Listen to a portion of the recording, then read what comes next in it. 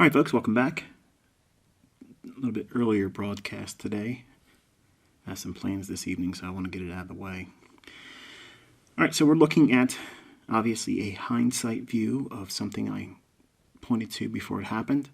So that way you guys got a chance to see what it was like for my private mentorship group. When I say these things, it's almost like an invitation for some of you to email me to ask to join that. You can't join it, okay? I'm teaching mentorship on YouTube, okay? So that way you don't need to reach out to me, okay? I'm teaching right here, and you didn't have to send me any credit card information. You didn't have to set up any kind of PayPal account. There's nothing to worry about. You either watch it and enjoy it and get something from it, or you never come back and watch it anymore. Okay, it's very simple. But I'm getting a lot of feedback from the comments, and it's been very positive, so I thank you for that. It's very encouraging. All right, so we're looking at the E-mini NASDAQ futures contract for the March delivery. And if you remember, I was outlining this imbalance in here, okay? And I gave you the high of this candle, the low of that candle, which it should be sitting right on that. So with this imbalance, we traded down to a discount, back up to a premium. Again, measure the high to the low, and I'll do that for you now because I know some of you are like, can you just do it for me?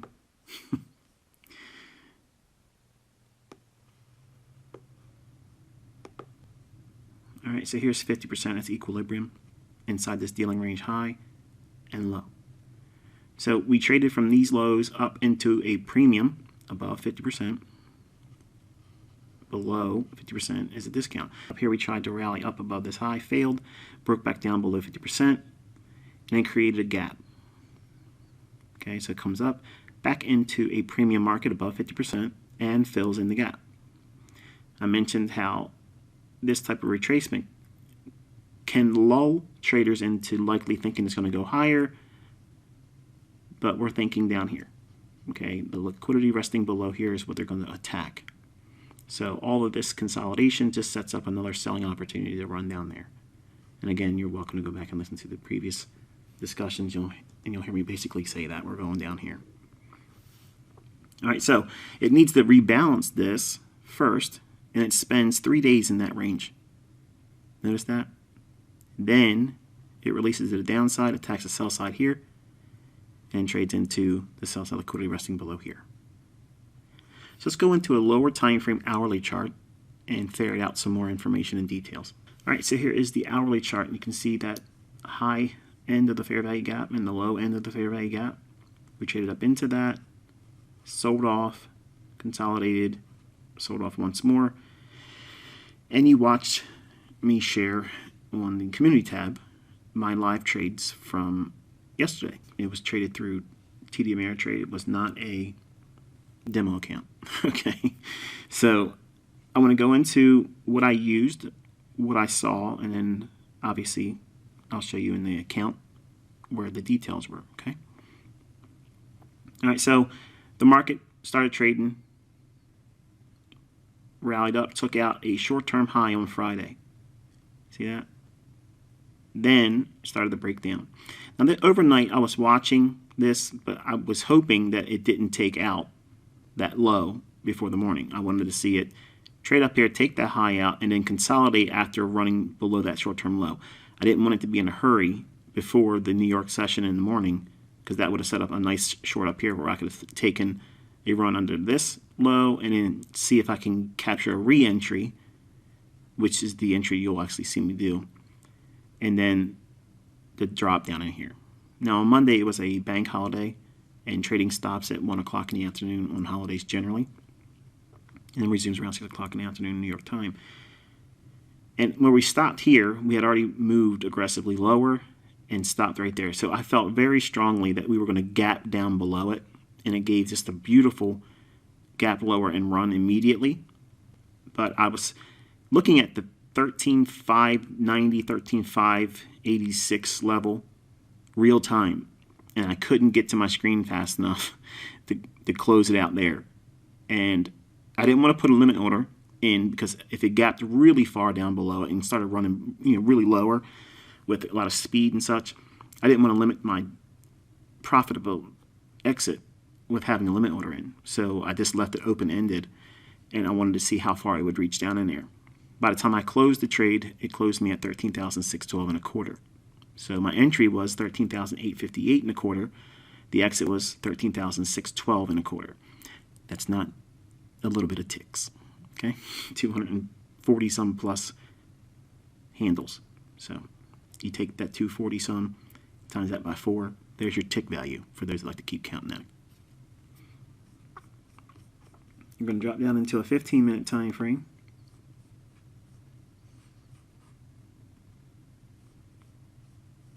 All right, so we had that run on Friday's high here. Started the breakdown, and at 10:30 in the morning, 10:33 was the actual fill. So it's right in that candle, right in here. I'm trading in that candle going short. So we're going to go into the details and look at why that was the case. And again, you'll see the live account log in the business. Okay, so just hold on to your horses if that's the attitude you have right now. Oh, you in the hindsight. So we're going to go into a 5-minute chart, start going down into the details here.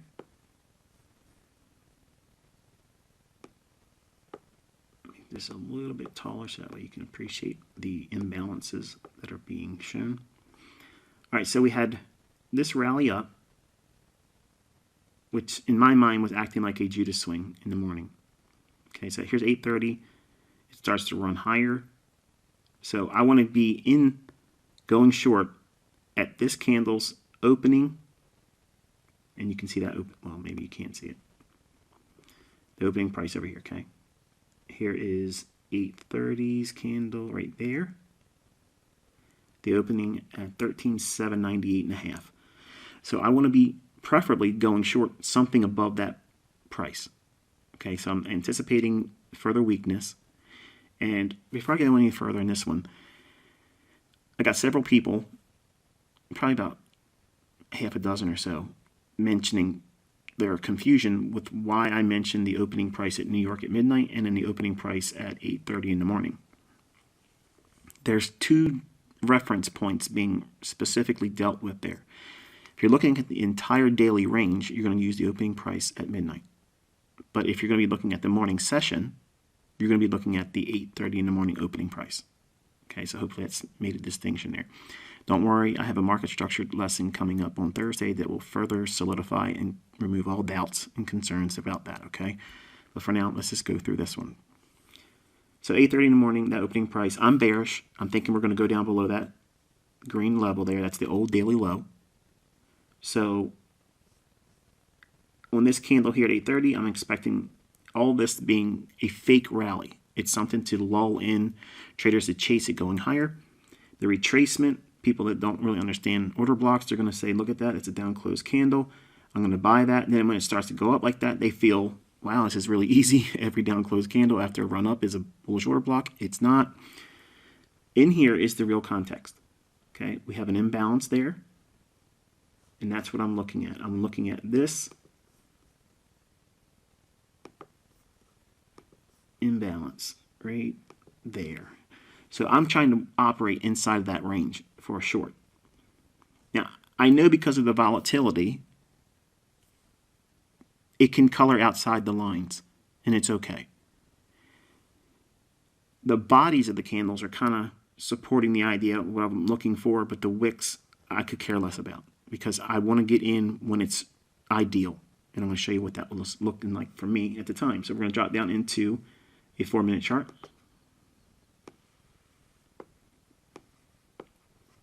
Okay, so here is that imbalance and fair value gap on the 5-minute chart, but now it's a little skewed because it takes up 2 candles to show that range. The market trades up, and right in that candle, that one right there, that's where I'm going short. I got in at 10:33. Okay, that was my short. Dropping down into a 3-minute chart.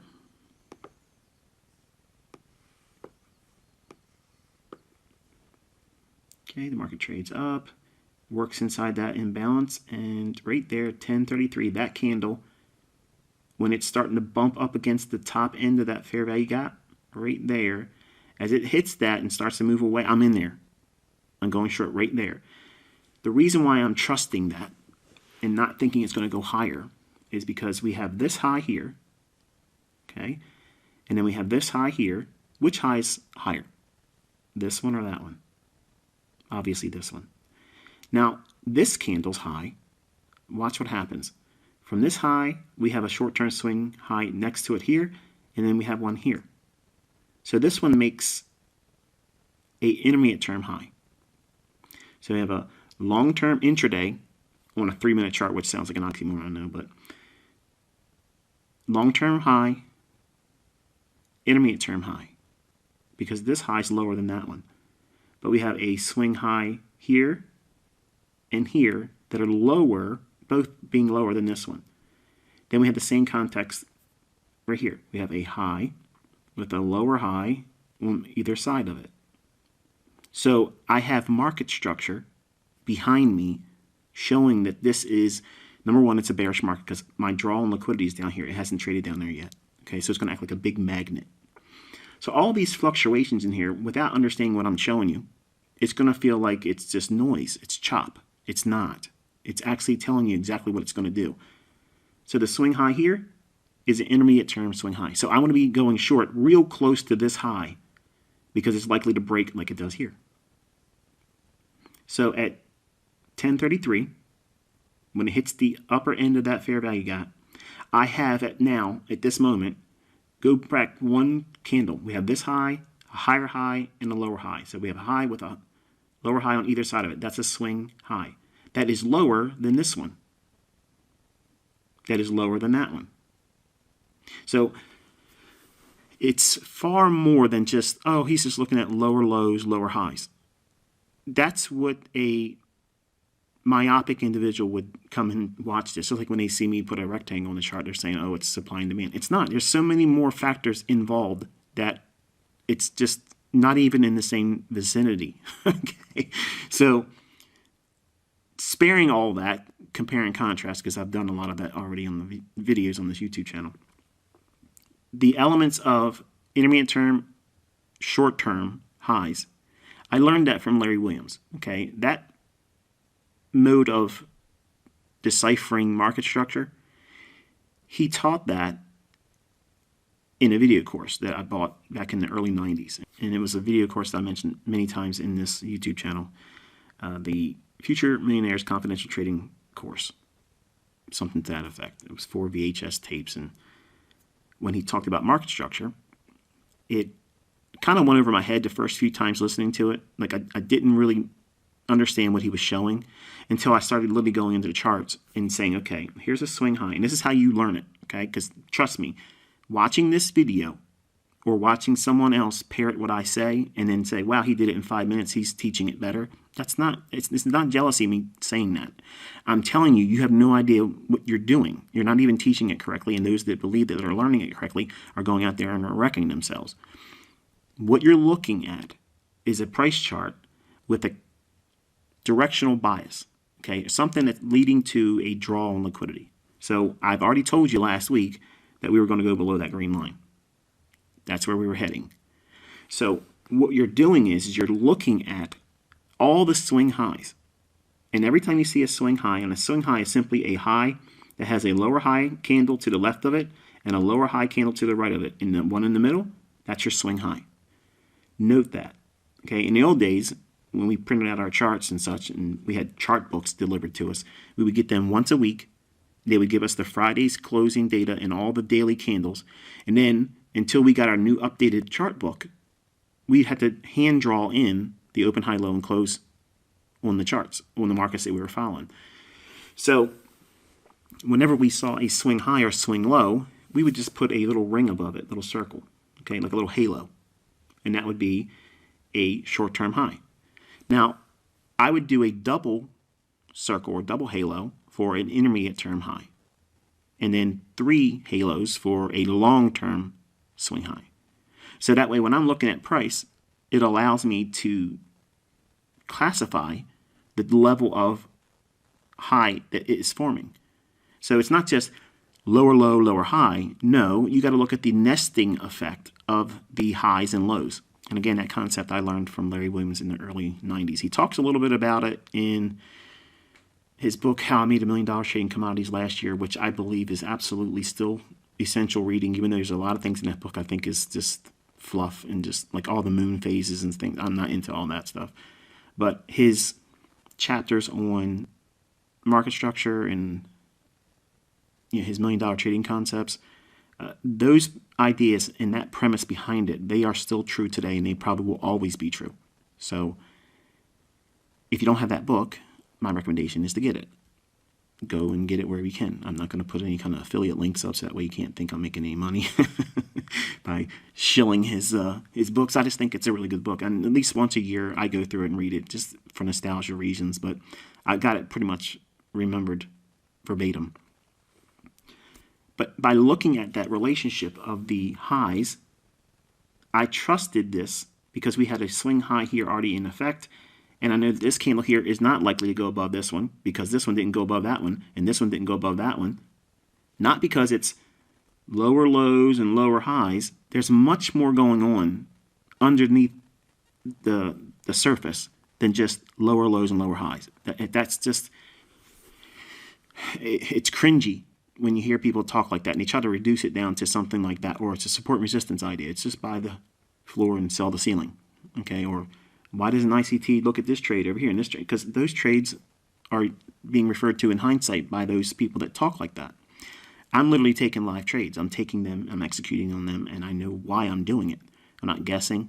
I'm not trying to figure out or deciphering what it is after I get in a trade. I know what I'm looking for, and I know why I'm waiting for it.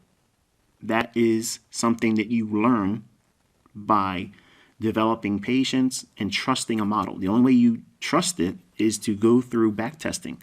Look at all these price action moves and start classifying the swing highs and swing lows.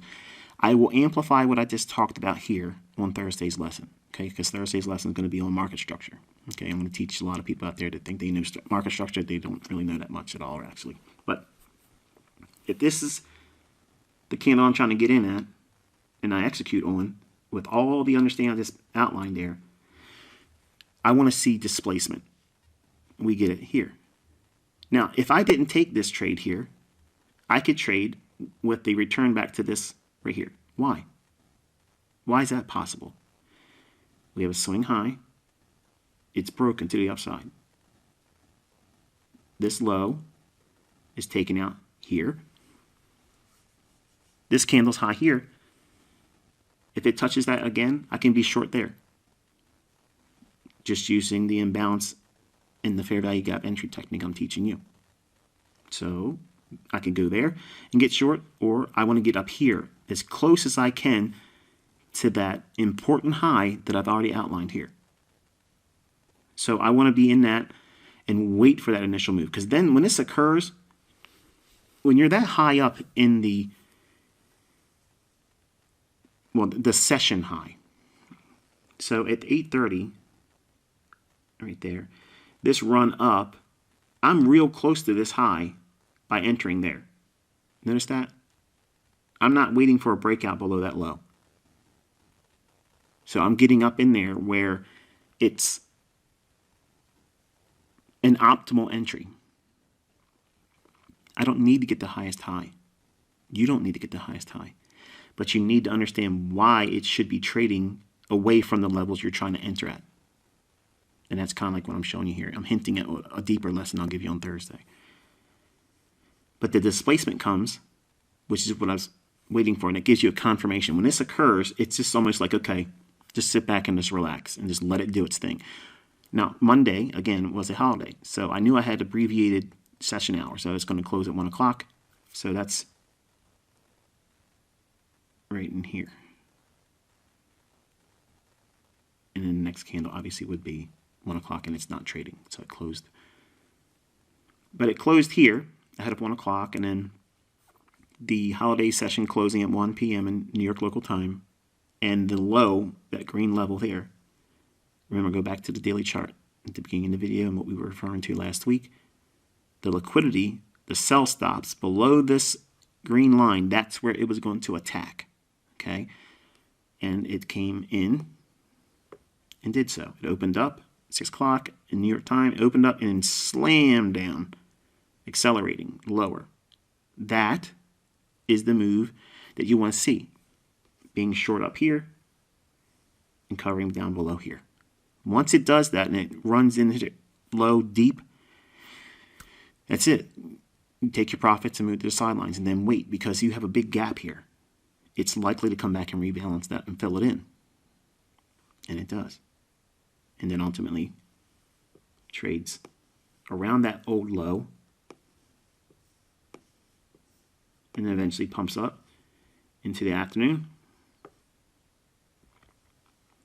consolidates, then goes into the early morning afternoon hours right there. And I showed how this set up, because after a big move, you don't want to trade in the morning session. Just don't do it. And I purposely go into a demo account to appease that desire to want to trade. So I don't burn the account. I don't take the heat off of a nice win and replace it or dampen it by taking a losing trade. In my history, in the last 30 years, I've been fortunate enough to know how I have hurt myself. And those things are the things that I like to mentor with, but those are also the lessons that everybody complains about until they lose money, and then they come back to me and they're like, I wish I would have listened. So I get it. You know, everybody has their own interpretation of what they should be doing, how they should be learning it, but you know, I've lived it. You're just now learning about it. So when I have a nice winning day, as you'll see, it was a nice little win. I'm not in a hurry to go back in. And then you have these days here where it can trip you up. You don't know what's going on. You don't know what's likely to occur. So I went in and I demo traded and used, again, quote-unquote discount broker leverage to compare and contrast those fellas out there that like to work in their market replay and paper trade their stuff with NinjaTrader, and then compare and contrast what I'm doing with TradingView. So it kind of like scratches an itch, and it keeps me out of trouble with a live account, because if you catch a good lick in the marketplace and you've had winning trades, or you caught a really nice winning trade that you had to wait for the setup to pan out, when that occurs, if you're new, you have an impulsive tendency to want to go back in immediately and get that dopamine hit again. I did something right. I made money. When I was a younger man, I did that, and I had some really nice run-ups in the account, and then, boom, I get a really big winning trade. All of a sudden, I feel like it wasn't enough because I was solo. Nobody around me was supporting me. I had no support structure around me, none. I didn't have anybody saying, hey, what you do is awesome. You don't need to worry about it anymore. So it was just me saying I had to do more. So one of the mental hurdles you're going to have to contend with is knowing when enough is enough. And when you've made money, real money, in a live account, you just won't want to rush to get back in there again. You get folks out there that sit on social media and say, you got to push your edge. No, you don't want to push your edge, because if you keep pushing your edge, you're going to dull it. You sharpen it by knowing when to get in and when to get out, and you don't dull your edge. Okay, so when I hear people talk like that, I already know they're not profitable. I know they're not profitable because they're gamblers and they want to sound like they're doing something all the time, and they're not. And if they are, they're doing it probably unprofitably. So this morning, after 9:30, again, what's the bias? Bearish. That has not changed. Even though we had this run up, it hasn't changed. So at 9:30, equities open. After consolidation, it runs up, creates a high, and then runs up again, takes out the high. That right there is your run on stops. Wait to see if it wants to break down. It does. So we're going to look at that and refer back to the video. I just put a little short video up this morning and outlined the whole business there. I don't want to do it here because it's just rehashing what I already showed in a very short 1 minute or so video. But ultimately, right in here, we have a nice little selling opportunity. and you can attack the fair value gap in here between the low and the high. Right there it would be. And if you want to trade with the longer term bias, you could attack this sell side liquidity resting below here and here because they're relative equal lows. And then you would have got a nice fill there as well.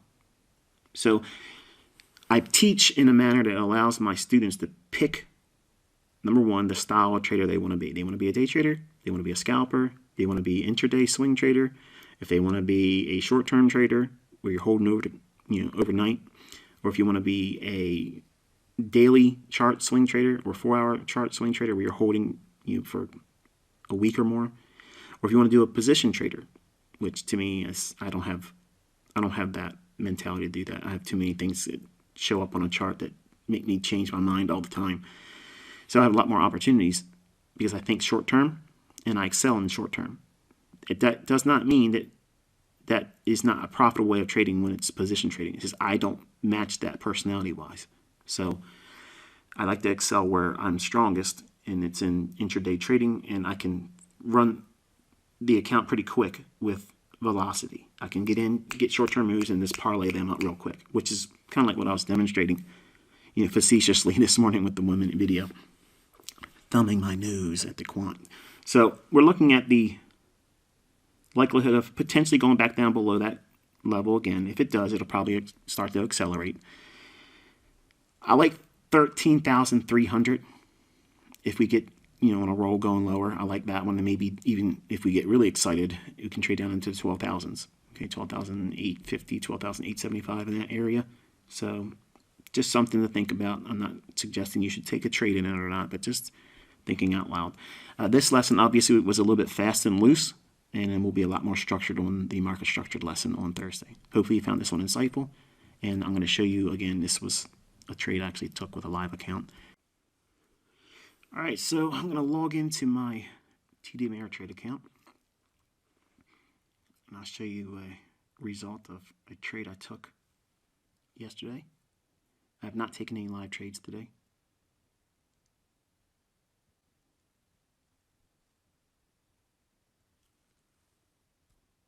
And again, this is just to show real executions are being done.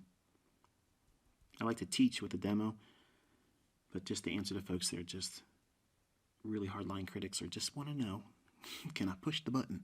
Push the button, ICT. All right, so here is the business for the last 6 days trading. And again, this account is just to show what I believe a student could do. Now, right away, look at this right here. This is not a losing trade.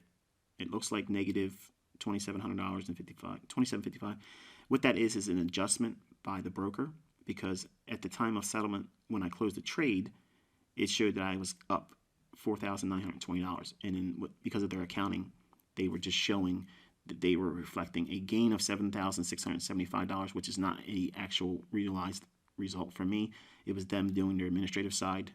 It's a broker thing. Trust me, I cannot do anything to make that happen. It's not me doing some funny money business. Okay, anybody that trades with live funds, they've probably seen this happen in their own account. So over here you can see the executions yesterday.